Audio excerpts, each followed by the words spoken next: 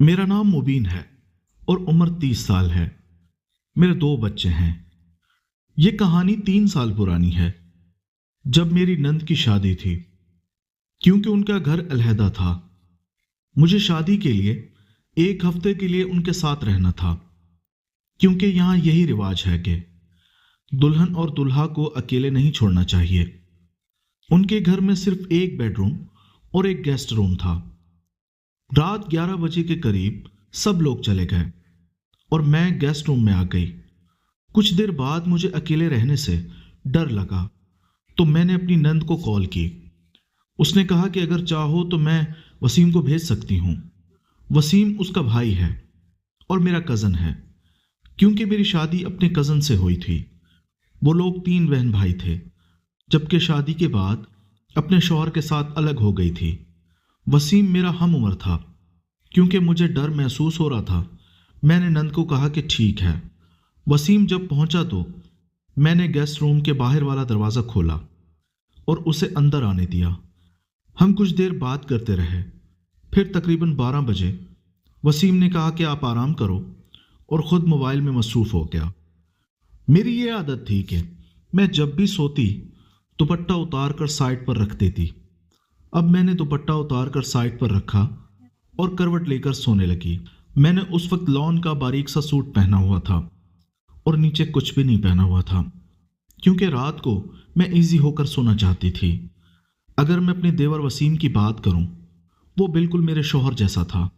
سارا دن گھر سے باہر رہتا تھا، رات کو گھر آتا تھا۔ میں جانتی تھی کہ وہ زندگی کی رنگینیوں سے لطف اندوز ہو رہا ہے۔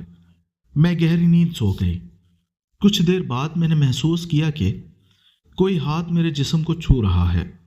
مجھے اندازہ ہوا کہ وسیم کی حرکت ہے۔ غصے میں نے فوراً کروٹ بدلی۔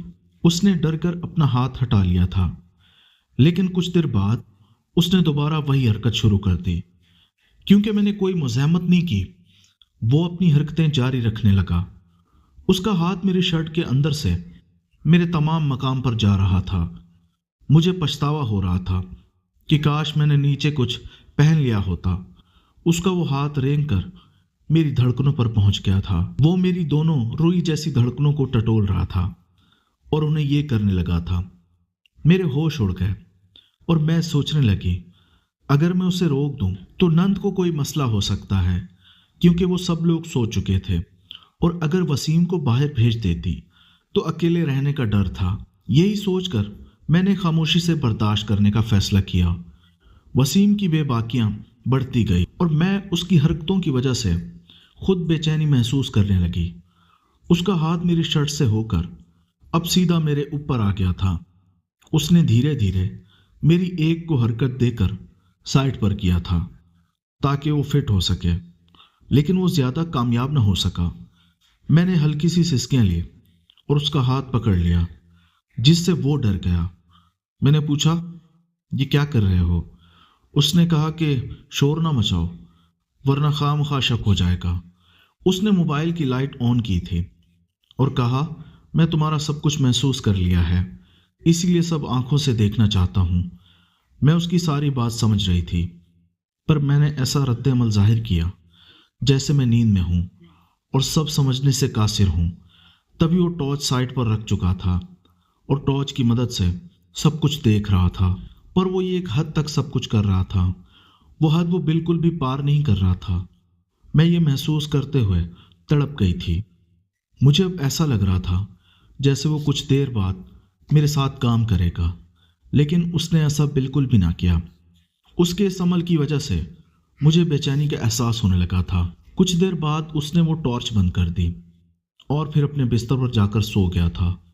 مجھے بہت زیادہ غصہ آیا تھا، کیونکہ اس نے اپنی حرکتوں سے مجھے بے چین کر دیا تھا، لیکن جب میں تیار ہو گئی تو وہ پیچھے ہٹ گیا تھا۔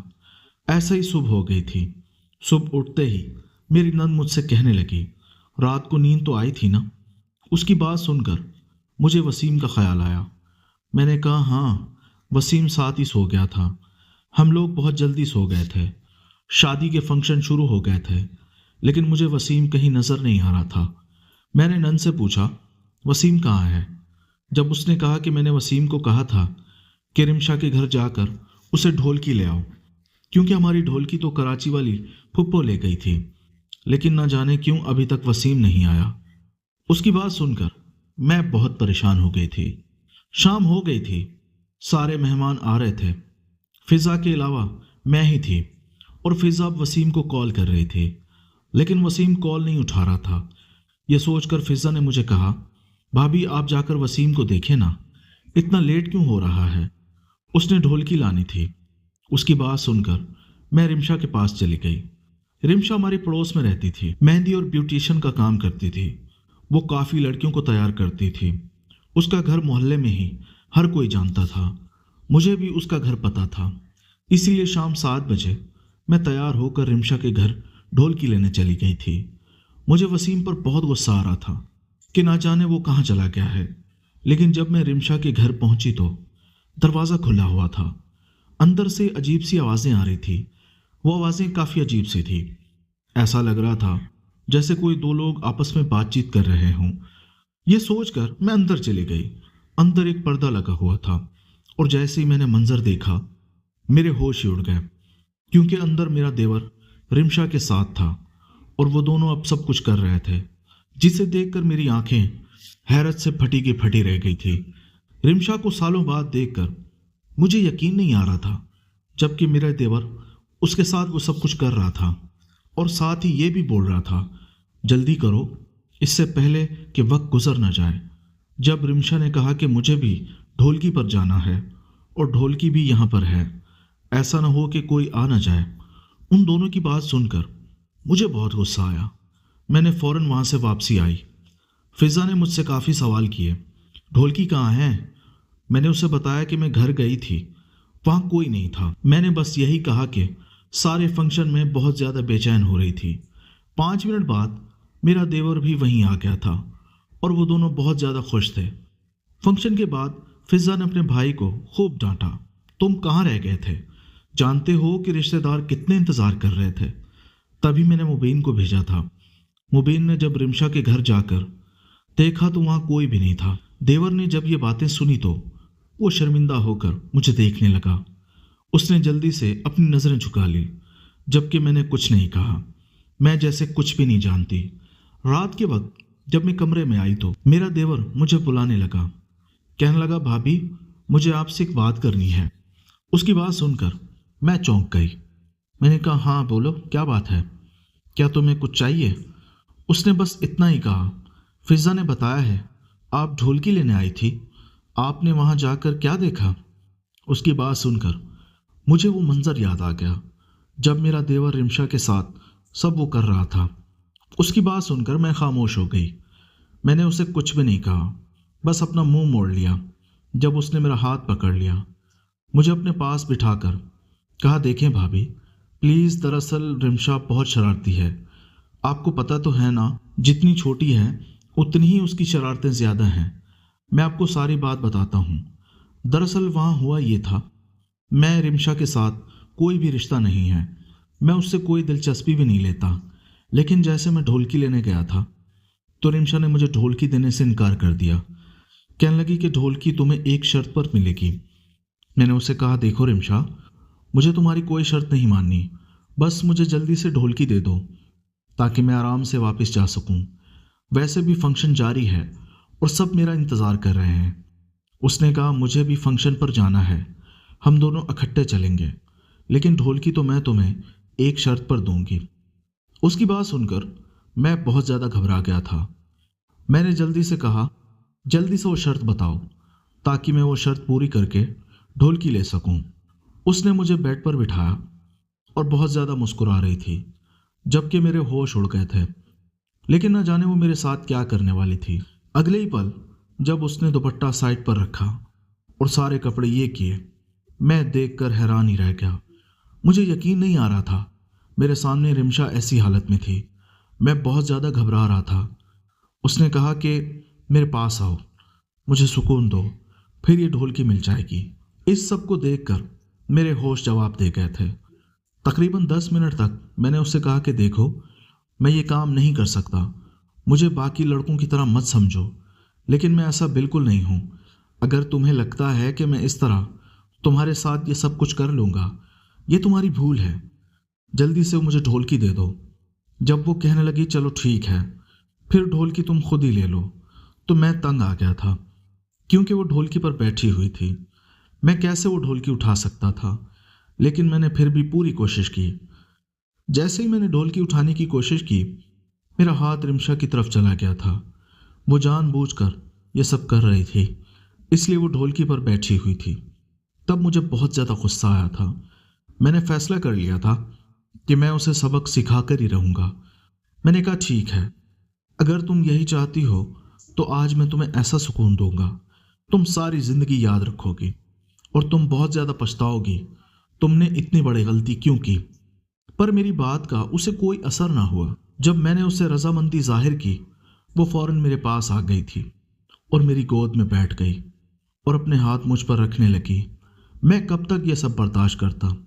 मैं भी एक मर्द था और मैं बहक गया। मैंने जल्दी से उसे धक्का दिया और उसके बाद जल्दी से उसके साथ काम करना शुरू कर दिया ताकि जल्दी से ढोलकी वापस ले सकूं।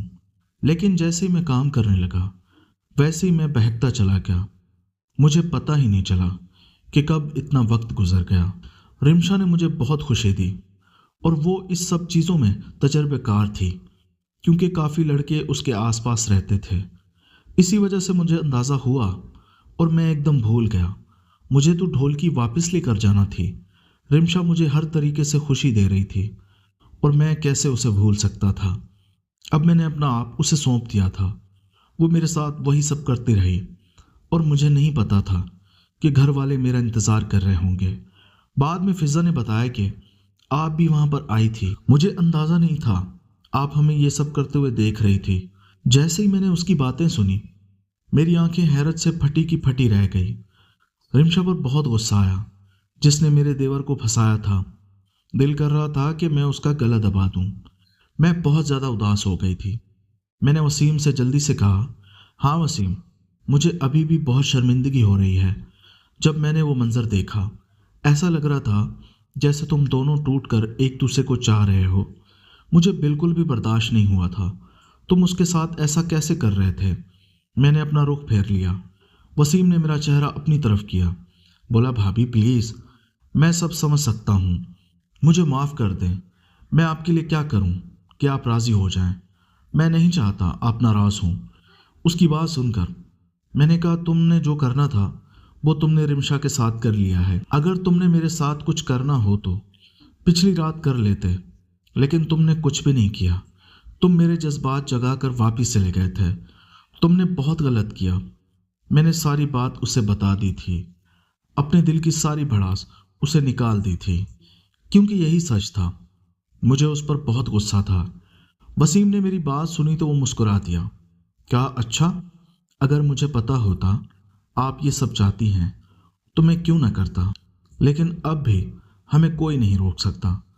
उसने जल्दी से मेरा हाथ थामा। मुझे उसने थोड़ा करीब किया और फिर कहा, चलें, आप मेरी एक बात मानेंगी। आपने मेरी बात मान ली तो मैं आपके साथ वही करूँगा। जब मैंने फ़ौरन इनकार कर दिया, मैंने कहा, नहीं नहीं, मैं एक हद तक तुम्हारे साथ करना चाहती हूँ, लेकिन मैं नहीं चाहती कि अपने शौहर को धोखा दूँ। वो मुझसे बहुत प्यार करते हैं। मैंने फ़ौरन इनकार कर दिया था, क्योंकि मुझे डर था कहीं मेरे शौहर को ये सब पता न चल जाए। वो कहने लगे, मैं भी तो आपको चाहता हूँ, मैं कोई दूसरा नहीं हूँ, फिर कहाँ चलें। ये ठीक है, अब दिखा दें। वो मुझे इसरार करने लगा, बहुत ज़्यादा ज़िद कर रहा था। उसके बाद मैं मुस्कुरा रही थी और जल्दी से मैंने उसे सब कुछ दिखा दिया। वो मुझे ऐसे देख रहा था जैसे उसके सामने कोई शिकार हो और वो एक शेर हो। मैंने महसूस किया वो बिल्कुल जाग चुका है। फिर कहने लगा, मुझे और इंतज़ार नहीं हो रहा। रिमशा के मुकाबले में आप बहुत खूबसूरत हैं। वो तो आपके बराबर भी नहीं हो सकती। वो तो एक कच्ची कली है, लेकिन आप बिल्कुल एक गुलाब की तरह हैं। वो मुझे ऐसे देख रहा था जैसे वो वाकई मुतासिर हो रहा हो, अभी मेरे पास आ जाएगा। फिर मैंने कहा, मैं ये सब नहीं कर सकती। मैंने जल्दी से अपना हुलिया दुरुस्त किया। जब वो मेरे पास आया, मुझसे कहने लगा, नहीं भाभी, अब मुझसे और बर्दाश्त नहीं हो सकता। और यूं उसने वो सब शुरू कर दिया, लेकिन मैंने उसे रोक दिया।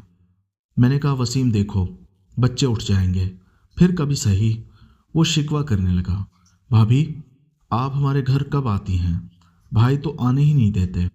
मैंने कहा ठीक है, जब तुम्हारा भाई घर नहीं होगा मैं तुम्हें बुला लूँगी, तुम्हें मेरे पास आना होगा। उसने ये बात सुनी तो वो राज़ी हो गया। उसके बाद मैं भी खुश हो गई थी, लेकिन वो कहने लगा प्लीज़ भाभी थोड़ा सा मुझे सुकून तो दे दें, ये रात तो सुकून से गुजर जाएगी, वरना मैंने आपको देख लिया है, अब मुझे कैसे सुकून आएगा? जब तक मैं आपके साथ वो नहीं करूँगा मुझे सुकून नहीं मिलेगा। उसकी बात सुनकर मैंने सोचा कि उसे कैसे सुकून चाहिए। तब मैं जल्दी से उसके पास चली गई। मैंने थोड़ा देर उसे सुकून दिया, उसके बाद उसे वापस भेज दिया। वो वापस चला गया था। अगले रोज़ मेरी ज़िंदगी का बहुत खुशगवार दिन था। मेरे सारे शिकवे वसीम से दूर हो गए थे, लेकिन जब मेरी नज़र अपने शौहर पर गई मैंने देखा कि वो इतना मसरूफ़ था कि उसकी अकलौती बहन की शादी थी और वो उस घर में भी नहीं सोता था, बल्कि वो अपने घर चला गया था, क्योंकि हमारे कुछ रिश्तेदार हमारे घर रह रहे थे। इसी वजह से मेरे शौहर वहाँ चले जाते थे। तभी रात को मुझे परेशानी होती, पर अब मुझे कोई शिकवा नहीं था। मगर शादी के दौरान मेरी सास ने मुझे कहा, देखो हमारा घर तो सुनसान हो गया है, वसीम निकम्मा है, सारी रात बाहर रहता है, तुम्हारा शौहर भी जॉब पर चला जाता है, ऐसा करो तुम कुछ दिन हमारे घर रह लो। अपनी सास की बात मानकर मैंने दोबारा अपना सामान खोल लिया, क्योंकि मैंने पैकिंग कर ली थी कि मुझे दूसरे घर जाना था। लेकिन सास ने कहा कि मैं 4 दिन रह लूं, क्योंकि मेरी नंद ने दोबारा मायके आना था। मैं तो यही सोच रही थी चलो इधर ही देवर के साथ वो सब कर लूँगी।